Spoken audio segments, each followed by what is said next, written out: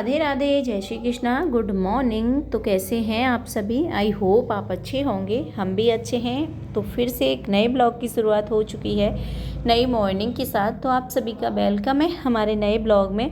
तो जी सुबह का समय हो रहा है और मैं कर रही हूँ नाश्ते की तैयारी। तो नाश्ते में बना रही हूँ आज मैं पोहा, और थोड़ा सा लेट हो रहा है हमारा नाश्ता। आज है संडे का दिन, और जिस दिन संडे होता है ना तो उस दिन हमारा कामों का थोड़ा सा ना रूटीन चेंज सा हो जाता है। तो यहाँ पर मैंने पोहे को भिगो दिया था, और तब तक पोहा फूलेगा तब तक मैं काट ले रही हूँ इधर सब्जियाँ। तो यहाँ पर मैंने एक बड़ा सा टमाटर ले लिया था और एक ले ली थी प्याज। तो टमाटर को मैंने बारीक बारीक काट लिया था, और इसके बाद फिर प्याज को भी मैंने काट लिया है। और इधर मैंने 2 से 3 ली थी हरी मिर्ची, और उनको भी ना मैंने काट लिया है। तो थोड़ा बड़ा बड़ा काटा था मैंने हरी मिर्ची को, क्योंकि बच्चों को मिर्ची पसंद नहीं होती है, और बड़ी बड़ी होती है ना तो आसानी से दिख जाती है, तो बच्चे उसको ना निकाल देते हैं। तो यहाँ पर प्याज टमाटर और हरी मिर्ची वगैरह मेरी कट चुकी हैं, और पोहा भी मेरा काफ़ी अच्छे से देखिए फूल करके तैयार हो गया है। तो आज नाश्ते में पोहा बनेगा। तो वैसे संडे को ही ज़्यादातर पोहा बन पाता है, क्योंकि स्कूल जाते हैं बच्चे, तो पोहा वगैरह ले जाना उनको बिल्कुल भी पसंद नहीं है। तो आज बच्चों की छुट्टी है तो मैं बना ले रही थी पोहा। और इधर मैंने रख दी है कढ़ाई, और कढ़ाई में डाल दिया है मैंने ऑयल। और ऑयल जब गर्म हो गया तो इसमें डाल दिए थे मैंने ये सरसों के दाने, जिसको राई भी बोलते हैं, और राई डाल दी है। और इसके बाद मूंगफली के दाने डाल दिए थे, हल्का सा इनको भून लिया है मैंने। और इसके बाद फिर मैंने डाल दी थी हरी मिर्ची और प्याज, इनको भी मैंने भून लिया है। और देखिए संडे हो या मंडे हो, हमारे तो काम चलते ही रहते हैं। हम हाउस वाइफ की ना कभी छुट्टी नहीं होती, हमको तो काम करना ही होता है। बस इतना रहता है कि जिस दिन बच्चों की छुट्टी होती है, किसी को घर से बाहर नहीं जाना होता है, ऑफिस वगैरह मतलब स्कूल वगैरह नहीं जाना होता है ना, तो उस दिन ये होता है बस कि हम थोड़ा सा आराम से ना सारे काम निपटा लेते हैं।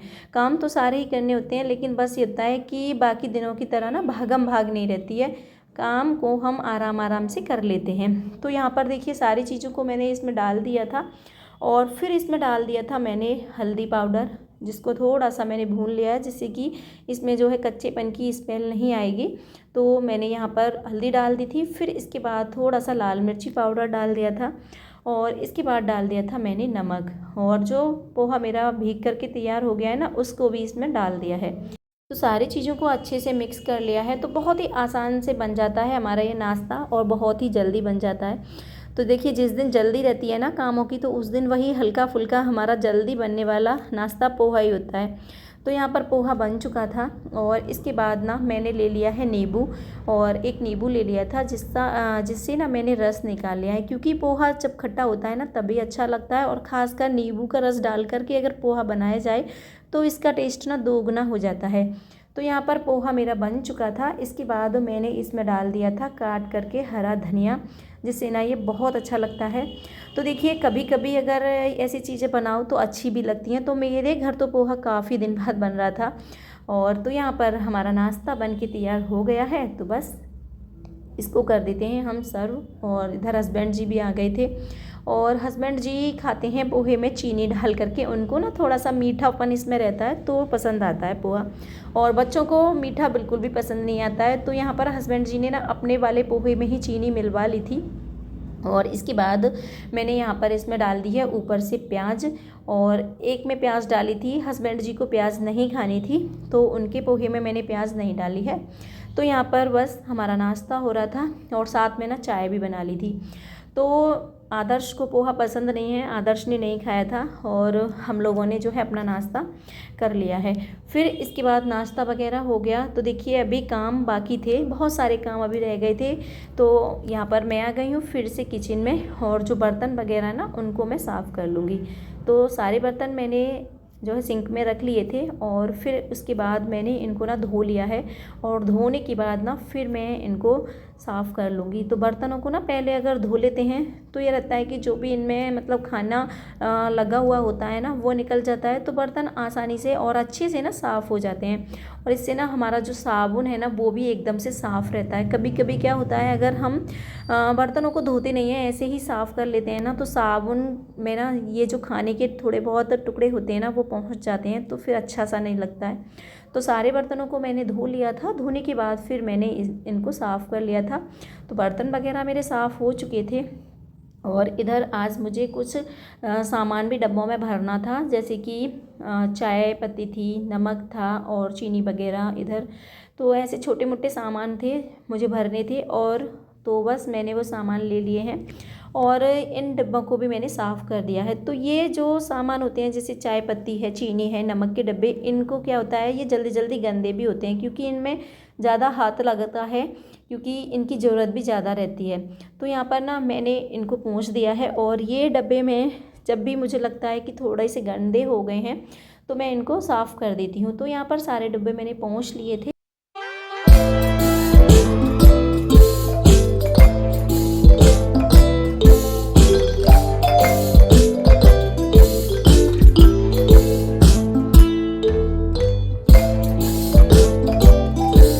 तो एक साइड गैस पर रख दिया था मैंने भगोनी में पानी, क्योंकि आज बच्चे भी लेट नहा रहे हैं, और जिस दिन संडे होता है ना उस दिन बच्चों को नहाने का ना बहुत ज़्यादा मतलब यही रहता है कि बोलना पड़ता है बार बार, नहा लो, यही रहता है बच्चों का।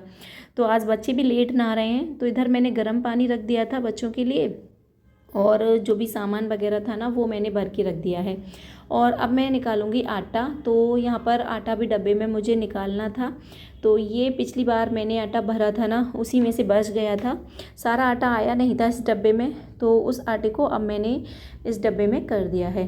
तो ये काम भी आज मैंने निपटा लिया। और देखिए संडे के दिन क्या होता है, सारे काम ना हम बड़े आराम से कर लेते हैं, और दिन तो ये रहता है कि बच्चों को जाना होता है और फिर ये सारे काम ठीक से हो नहीं पाते हैं। तो आज संडे है तो मैंने सोचा चलो आज ये वाले काम भी निपटा ले रही हूँ। तो आटा मैंने भर दिया था, इसके बाद डब्बे को भी मैंने साफ़ कर दिया है, क्योंकि आटा गिर गया था डब्बे के ऊपर, तो डब्बा भी थोड़ा गंदा सा हो गया था। तो एक कपड़े से डब्बे को भी मैंने साफ़ कर दिया है।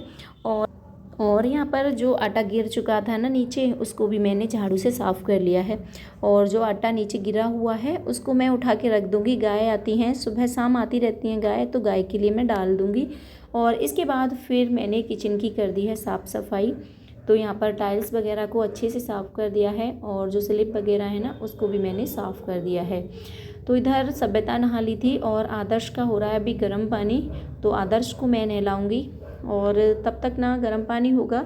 मैंने इधर किचन को अच्छे से साफ़ कर दिया है, और जो हमारा सिंक है उसको भी मैंने अच्छे से साफ़ कर दिया है। फिर ये इधर जो पानी वाली टैप लगी हुई है इसको भी मैंने ब्रश से ना रगड़ रगड़ के साफ़ कर दिया है। तो यहाँ पर सारे किचन की साफ़ सफाई हो चुकी है, और हमारा किचन ना एकदम से क्लीन हो गया है। और तो इधर पानी भी गर्म हो चुका है, और मैं नहलाऊंगी अब आदर्श को। तो वैसे तो आदर्श अपने आप से भी नहा लेता है कभी कभी, लेकिन क्या होता है जिस दिन छुट्टी होती है ना उस दिन मैं आदर्श को नहला देती हूँ।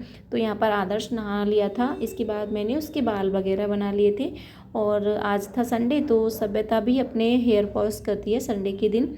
तो सप्ताह में 2 दिन अपने बाल धोती है, एक बार तो धोती है वह मतलब संडे को, और एक बीच में जब भी टाइम मिल जाता है ना तब धो लेती है। तो यहाँ पर सभ्यता के बाल भी मैंने जो है कंघी कर दिए थे, और बाल अभी गीले थे तो मैंने खुले ही छोड़ दिए थे। मैंने उससे बोल दिया था कि अभी बालों को खुला रहने दो क्योंकि ये अभी गीले हैं। और इधर ये थे कपड़े धुलने वाले, तो धुलने वाले कपड़े मैंने निकाल दिए हैं। तो आज बच्चों की यूनिफॉर्म्स वगैरह थी, और कपड़े काफ़ी हो जाते हैं संडे के दिन ना, कुछ कपड़ों का काम भी एक्स्ट्रा ही रहता है।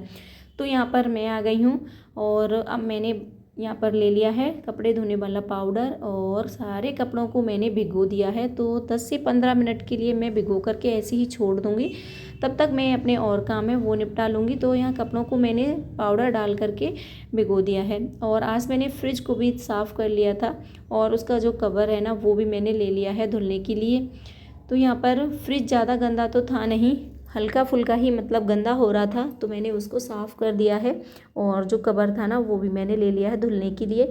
तो यहाँ पर सारे कपड़े मैंने भिगो दिए थे, फिर 15 से 20 मिनट बाद मैं फिर आ गई थी। तो अब मैं धो लूँगी सारे कपड़ों को। और देखिए आजकल क्या है, धूप भी काफ़ी अच्छी निकलने लगी है, तो कपड़े सूख भी बहुत अच्छे से जाते हैं। और कपड़े सूख जाते हैं तो फिर अच्छा भी लगता है। और अगर गीले कपड़े रहते हैं ना, तो सर्दियों के दिन में ना ये ज़्यादा दिक्कत रहती थी कि जिस दिन धूप नहीं निकलती थी ना तो कपड़ों को इधर उधर डालना ही पड़ता था। एक दिन में तो कपड़े सूखते ही नहीं थे। जैसे मोटे कपड़े होते थे तो उनको कभी इधर डालना कभी उधर डालना, तो इधर उधर करने से ना और कपड़े ऐसा लगता था जैसे कि गंदे हो गए। तो आजकल क्या है, धूप भी काफ़ी अच्छी निकलने लगी है, तो कपड़े धोने का भी मन करता है जब अच्छे से सूख जाते हैं। तो मैंने यहाँ पर सारे कपड़ों को धो लिया है, और जब कपड़े मतलब धुल गए हैं तो मैंने साफ़ पानी में इनको निकाल दिया था। तो 3 से 4 बार मैंने साफ़ पानी में इनको निकाल दिया है। तो बस यहाँ पर मैं कपड़ों को धो ले रही हूँ।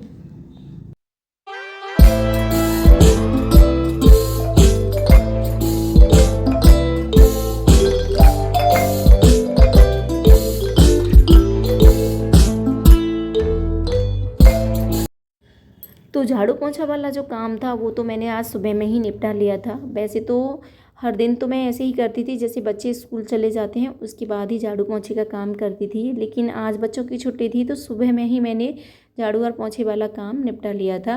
तो सारा साफ़ सफाई का जो काम था वो मेरा हो चुका था, और इधर मैंने कपड़े भी धो लिए थे। तो कपड़ों को लेकर के मैं आ गई थी छत पे, और देखिए धूप भी काफ़ी अच्छी निकल रही है, और आदर्श भी मेरे साथ आ गया है। और वही आदर्श के सवाल कभी ख़त्म नहीं होते, वह कुछ ना कुछ पूछता ही रहता है। ये क्यों है, ये क्यों हो रहा है, कब हो रहा था, मतलब ये सारे सवाल उसके रहते हैं। तो यहाँ पर मैं आ गई हूँ नीचे, और कपड़े वगैरह सारे मैंने डाल दिए थे सूखने के लिए। तो अब मैं करूँगी अब दोपहर के खाने की तैयारी। तो खाने में आज बनाऊँगी मैं पालक की सब्ज़ी मूंग दाल वाली। तो इधर मूंग दाल डाल दी थी इसमें, और ये डाल दी है मैंने 4 से 5 लहसुन की कलियां जिनको मैंने काट लिया था। एक टमाटर भी डाल दिया है, और इसके बाद नमक डाल दिया था, और इसमें डाल दी है मैंने हल्दी पाउडर। और इसी प्रोसेस पर मैंने काट करके डाल दी थी हरी मिर्ची। तो ये सारी चीज़ें मैंने कच्ची ही डाल दी थी, मतलब तड़के में नहीं डालना है, मुझे ऐसे ही डालना है। तो इससे ना सब्ज़ी का टेस्ट बहुत अच्छा आता है, बहुत टेस्टी सब्ज़ी बनती है। और 4 से 5 सीटी मैंने ले ली थी, और सब्ज़ी मेरी बन के तैयार हो गई है। तो इधर मैंने कुकर का ढक्कन भी खोल दिया है। तो सब्ज़ी मेरी पक चुकी थी, मैं करूँगी अब इसमें तड़के की तैयारी। और इधर मैंने बना लिया था रायता बूंदी वाला, तो वही सिंपल सा तड़का मैंने लगा दिया है हींग और जीरे से। तो यहाँ पर रायते में तड़का लग चुका है, और इसके बाद ना फिर मैं सब्ज़ी में भी तड़का लगाऊंगी। तो सब्ज़ी में भी मैं सिंपल सा ही तड़का लगाऊंगी, क्योंकि टमाटर हरी मिर्ची लहसुन वगैरह मैंने पकते समय ही डाल दी थी। और देखिए इस तरह से जब हम सब्ज़ी में ये सारी चीज़ें डालते हैं ना, तो सब्ज़ी का टेस्ट एकदम अलग सा आता है, बहुत ही टेस्टी सब्ज़ी बनती है हमारी। तो यहाँ पर सिंपल सा तड़का लगाऊंगी मैं। तो मैंने एक चम्मच ले ली थी, उसमें डाल दिया है सरसों का तेल और हींग और जीरा और लाल मिर्ची के साथ ना मैंने तड़का लगा दिया है। तो कभी कभी क्या होता है, हम अगर इस तरह से भी सिंपल सा तड़का लगाएं ना दालों में सब्जियों में, तो काफ़ी टेस्टी बनती हैं। और देखिए लहसुन प्याज टमाटर वगैरह वो सारी चीज़ें मैंने डाल ही दी थी पहले ही। तो हमारा तड़का लग के तैयार हो चुका है, सब्ज़ी हमारी बन गई है। और आप भी ज़रूर इस तरह से पालक की सब्ज़ी बना के खाइएगा, बहुत ही टेस्टी बनती है। और देखिए वैसे अपना अपना अलग तरीका होता है, किसी को किसी तरह से पसंद होता है, किसी को किसी तरह से। तो देखिए कभी कभार ना मैं इस तरह से भी पालक की सब्ज़ी बना लेती हूँ, जो कि सभी को बहुत पसंद आती है। तो सब्ज़ी बन गई थी, रायता भी मेरा बन गया है, और अब मैं बनाऊँगी रोटी। तो रोटी बनेंगी आज बाजरे की रोटी पालक की सब्ज़ी के साथ। हस्बैंड जी बोल रहे थे कि बाजरे की रोटी बना लेना। तो यहाँ पर आटा ले लिया था बाजरे का, इसमें थोड़ा सा नमक डाल दिया है मैंने, और अच्छे से ना गूँथ लिया है। तो जितना अच्छे से हम बाजरे के आटे को गूँथेंगे ना, उतनी ही हमारी अच्छी रोटियां आएंगी। और देखिए बहुत ही आसान से तरीके से हम रोटियां बनाएंगे। तो सबसे पहले ना मैंने एक लोई ले ली है, उसको हाथों से ना थोड़ा बड़ा कर लिया है। फिर मैंने चकले पे डाल दिया था सूखा आटा, और देखिए थपकी दे देकर मैंने रोटी को बड़ा कर लिया है। और तवा गर्म हो गया तो उस पर मैंने रोटी को डाल दिया है। तो देखिए बहुत ही आसान से तरीके से और बहुत ही बढ़िया हमारी बाजरे की रोटी बनेगी। और ना तो इस तरीके से हम बनाएंगे तो टूटेगी रोटी, और एक और इसका मतलब फ़ायदा ये है कि सारी रोटी ना हमारी फूली फूली आएंगी, बहुत ही बढ़िया। तो देखिए हमारी कितनी अच्छी रोटी बन के तैयार हुई हैं। तो बस इनको मैंने सेक लिया है, और देखिए बहुत ही आसान से तरीके से हमारी रोटी बन गई हैं। तो हाथ से जब भी मैं बनाती हूँ ना, तो मेरी रोटी कहीं से मोटी हो जाती है, कहीं से टूट जाती है। और देखिए इस ट्रिक के साथ मैं रोटी बनाती हूँ बाजरे की, तो बहुत ही बढ़िया रोटी बनती है, एकदम गोल, और कहीं से ना मोटी होती है ना पतली। तो वो हमारी जो है थाली लग कर के तैयार हो गई है। साथ में रायता और दाल और पालक की सब्जी, और साथ में है बाजरे की गर्मा गर्म रोटी, जिसके ऊपर से मैंने ना मक्खन लगा दिया है। तो हमारी थाली बन कर के तैयार हो चुकी है। तो आ जाइए दोस्तों, खा लीजिए गर्मा गर्म खाना। तो यहाँ पर मैंने खाना वगैरह बना लिया था। फिर इसके बाद ना मैंने किचन को कर दिया था साफ़ और आज की वीडियो को भी करूँगी यहीं पर समाप्त। उम्मीद करती हूँ वीडियो अच्छा लगा होगा। वीडियो अच्छा लगे तो प्लीज़ लाइक शेयर सब्सक्राइब ज़रूर कीजिएगा। तो फिर मिलेंगे ऐसी ही वीडियो में, तब तक के लिए बाय बाय, सी यू।